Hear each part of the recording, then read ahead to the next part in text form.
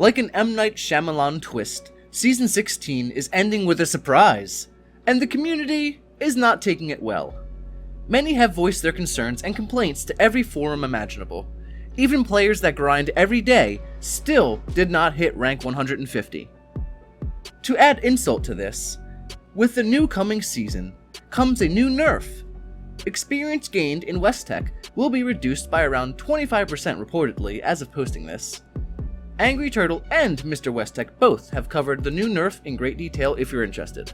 But the short of it is, anyone who grinds West Tech for the extreme amount of experience and score will now be at a 25% disadvantage when doing this.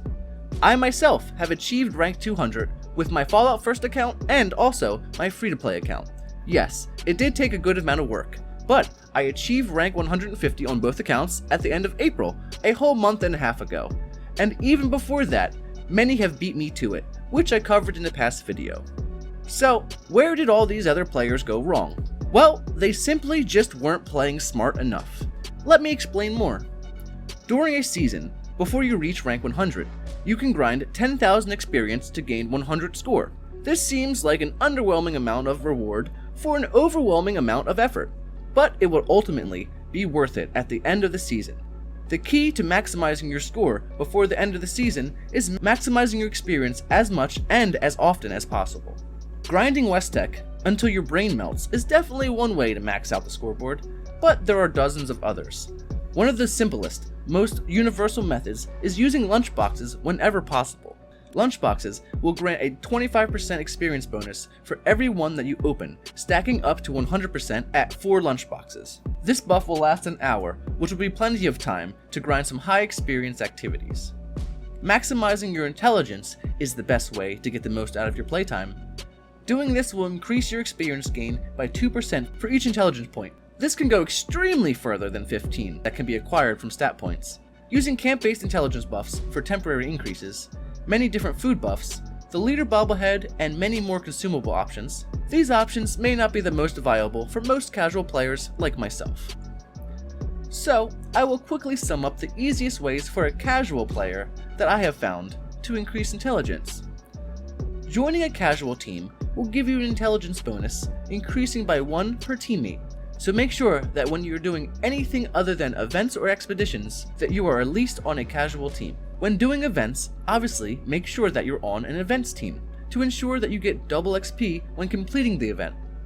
A weird way to min-max this would be to start an event with a casual team, then switch it to an event team before the event ends, to get bonus experience while killing the enemies during the event, and double experience while finishing the event as well. Expeditions are my all-time favorite content, even though they crash every other mission. Completing an expedition on an expedition team can grant you upward to 40,000 experience per completion.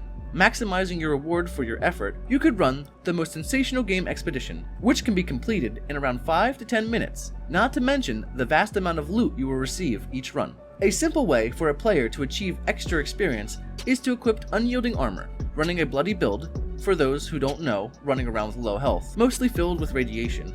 With unyielding armor equipped, it will increase your intelligence stat by 15 for a full set with the full set bonus. The final way that I definitely recommend is to buy the season pass for 1,500 atoms. A lot of you may say that atoms cost money, but in reality, not all of them do.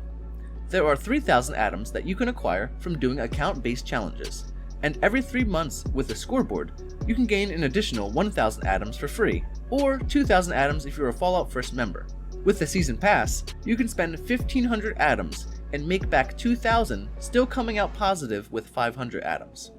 Doing this will not only give you access to Fallout First rewards on the season, but it will also give you access to the 25% booster in total that are offered with these rewards. By using a consumable score booster, a player can get up to 50% extra score for every challenge and increment of 10,000 experience that they gain. Coupling that with the double experience that you get from lunchboxes is a lot more score than you will be able to achieve usually.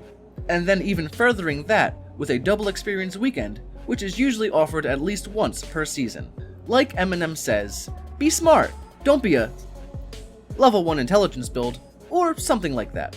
I hope this video helps, and if it gets enough likes, I will definitely be making a more in-depth guide on how to maximize your score grind weekly. As always guys, thank you so much for watching.